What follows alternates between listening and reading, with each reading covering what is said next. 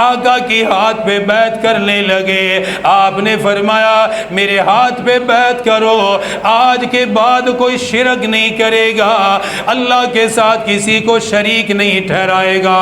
فرمایا میرے ہاتھ پہ بیعت کرو، آج کے بعد کوئی چوری نہیں کرے گا، ناجائز طریقے سے کسی کا مال نہیں لے گا، کسی کے مال پہ قبضہ نہیں کرے گا، حرام نہیں کھائے گا، حرام طریقے سے مال نہیں کمائے گا۔ میرے آقا نے یوں اپنا ہاتھ مبارک آگے کیا ہوا، انصار مدینہ بیعت کرنے لگے، مدینہ کے مسلمان بیعت کر رہے ہیں۔ آقا ہم آج کے بعد کبھی شرک نہیں کریں گے، آقا آج کے بعد کبھی چوری نہیں کریں گے۔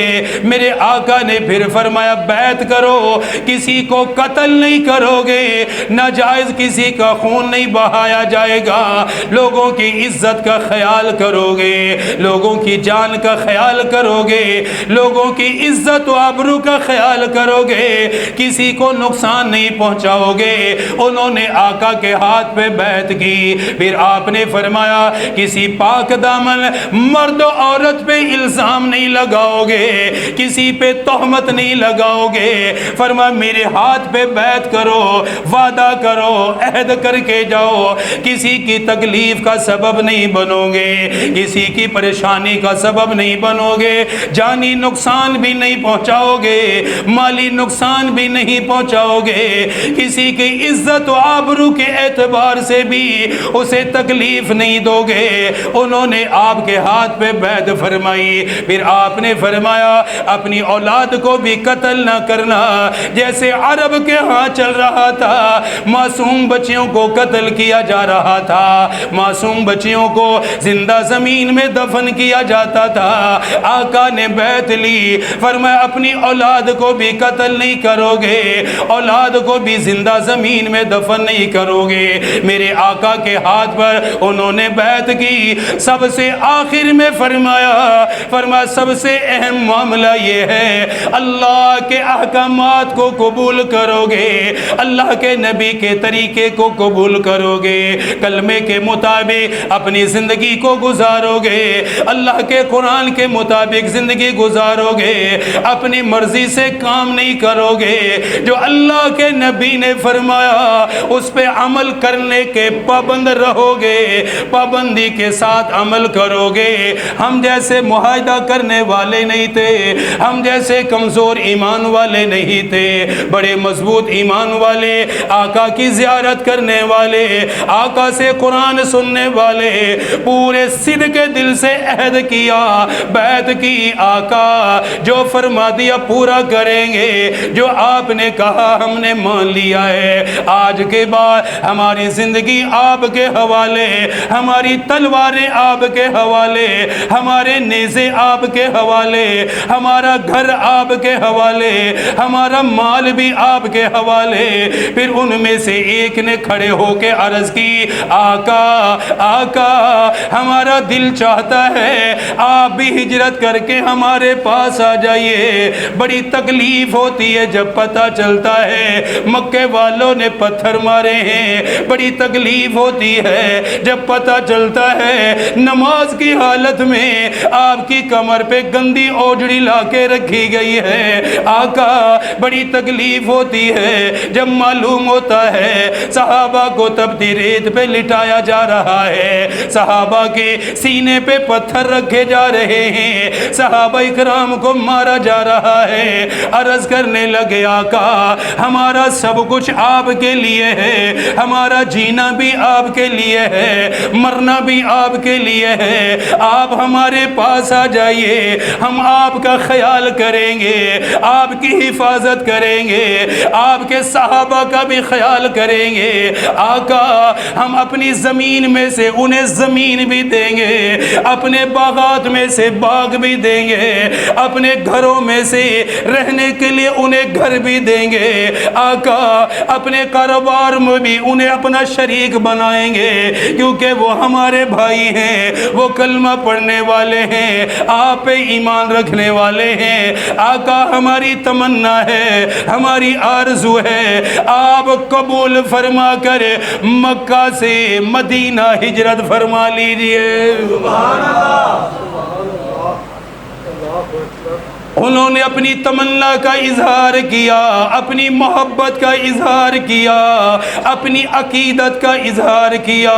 میرے آقا کو ان کی رائے پسند آئی، فرمایا میں کل اسی وقت دوبارہ ملنے کے لیے آؤں گا، اپنے چاچا حضرت عباس سے بات کر کے آؤں گا۔ اگرچہ وہ مسلمان نہیں ہوئے، حضرت عباس اس وقت تک مسلمان نہیں ہوئے، لیکن آقا کا خیال کرنے والے تھے، اپنے بھتیجے کا لحاظ کرنے والے تھے، اپنے بھائی کی اولاد کا خیال کرنے والے تھے۔ حضرت عبداللہ کی نسبت کی وجہ سے آقا سے پیار بھی کیا کرتے تھے۔ فرمایا میں اپنے چاچا سے بات کر کے بتاؤں گا۔ وہاں سے واپس آئے، حضرت عباس سے ملنے کے لیے تشریف لے گئے، اپنے چاچا سے ملاقات فرمائی، فرمانے لگے آپ جانتے ہیں میرا بڑا چاچا، آپ کا بڑا بھائی ابو طالب دنیا سے چلا گیا، جو میری حمایت کرنے والا تھا، ہر معاملے میں میں مشاورت بھی کرتا تھا۔ میرے والد تو دنیا میں نہیں رہے، آپ ہی میرے لیے سب کچھ ہے، آپ سے ہی میں پوچھنے کے لیے آیا ہوں، اگر ابو طالب زندہ ہوتے اس معاملے میں میں ان سے جا کے بات کرتا، لیکن وہ بھی دنیا سے چلے گئے۔ فرمایا چاچا میں ہجرت کرنا چاہتا ہوں، میں یہاں سے جانا چاہتا ہوں، مکے والوں کا ظلم آپ نے دیکھا، مکے والوں کی زیادتیاں آپ نے دیکھی ہیں، اسی لیے میں اپنے صحابہ کو یہاں سے لے جانا چاہتا ہوں، خود بھی ہجرت کرنا چاہتا ہوں، آپ بتائیے آپ کی کیا رائے ہے؟ فرمایا میں کل آپ کے ساتھ چلوں گا،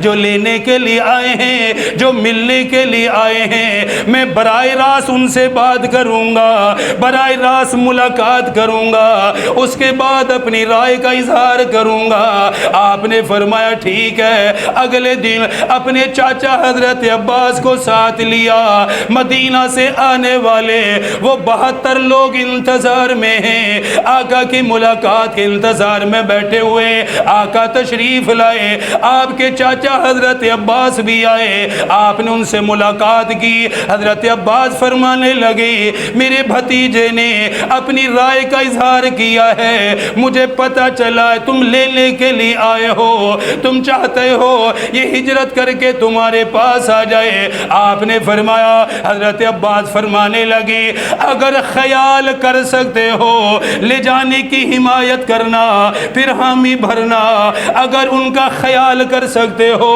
ساتھ دے سکتے ہو، تبھی لے جانے پر اتفاق کرنا، ایسا نہ ہو وہاں جا کے بے یار و مددگار چھوڑ دو، مجھے پہلے اعتماد دلاؤ، تم ان کا خیال کرو گے۔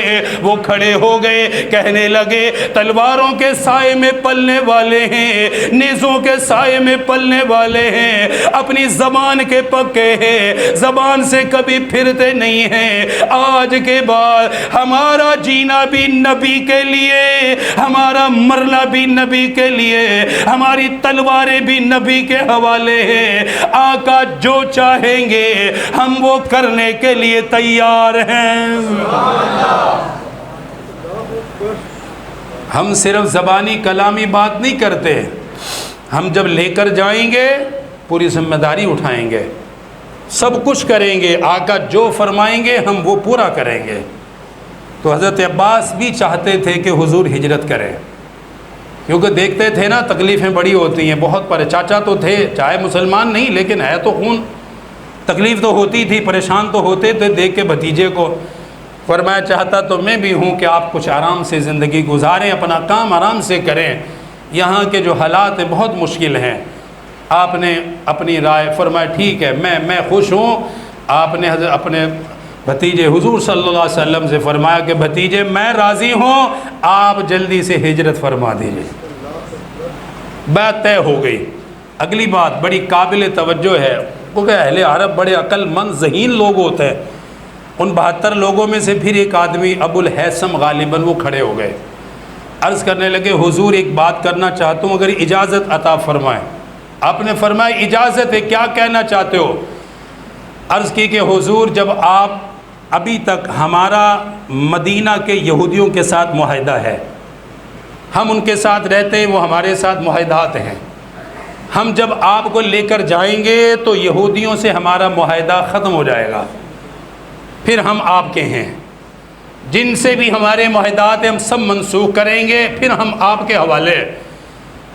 میں صرف یہ پوچھنے کے لیے کھڑا ہوا ہوں کہ آقا کہیں ایسا تو نہیں ہوگا، توجہ، کہیں ایسا تو نہیں ہوگا، ذہن میں بات ہے، کرنے میں حرج بھی کوئی نہیں ہے، آقا میرے ذہن میں ہے کہ کہیں ایسا تو نہیں ہوگا کہ کل کو مدینہ کے حالات، مکے کے حالات بہتر ہو جائیں تو آپ ہمیں چھوڑ کر واپس مکہ آ جائیں، پھر جدائی نہیں برداشت کر پائیں گے، پھر ہم رہ نہیں سکیں گے، کیا آپ مکمل ہمارے پاس تشریف لائیں گے یا عارضی طور پر آئیں گے کہ واپس آ جائیں گے؟ سرکار مدینہ صلی اللہ علیہ وسلم نے جیسی انہوں نے محبت کی، میرے آقا نے بھی ویسے ہی محبت کا اظہار فرمایا۔ آپ نے فرمایا اے انصار مدینہ سن لو، تم میرے ہو میں تمہارا ہوں۔ کیسے جملے فرمایا؟ فرمایا سن لو تم میرے ہو اور میں تمہارا ہوں، تم میرا خون ہو میں تمہارا ہوں۔ فرمایا صرف مکہ آنا نہیں، میرے وصال کے بعد بھی میرا روزہ مدینے میں ہی بنے گا،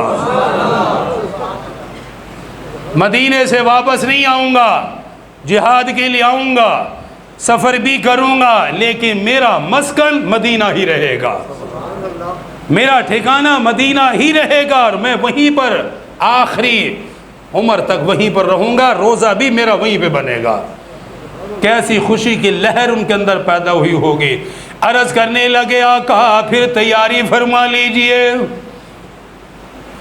آپ نے فرمایا تم جا کر لوگوں کو مطمئن کرو، مدینہ والوں کو جا کے بتاؤ میرے صحابہ ہجرت کریں گے، میں مکے میں جا کے اعلان کروں گا، میں اپنے صحابہ کو جا کے کہوں گا مکہ سے ہجرت کر کے مدینے چلے جائیں۔ فرمایا میں آخر میں آؤں گا، اور یہی ایک قائد کی علامت ہوتی ہے، رہبر کی علامت ہوتی ہے، ماننے والوں کو پہلے بھیجتا ہے، ماننے والوں کا پہلے خیال کرتا ہے۔ میرے آقا خود پہلے تشریف نہیں لے گئے، بلکہ پہلے صحابہ کو فرمایا تم مکہ سے ہجرت کرو، رات کے وقت کرو، اندھیروں میں ہجرت کرو، انصار مدینہ خیال کریں گے، رہنے کے لیے تمہیں گھر بھی دیں گے، کھانے کے لیے روٹی بھی دیں گے، اپنے کاروبار میں بھی شریک کریں گے۔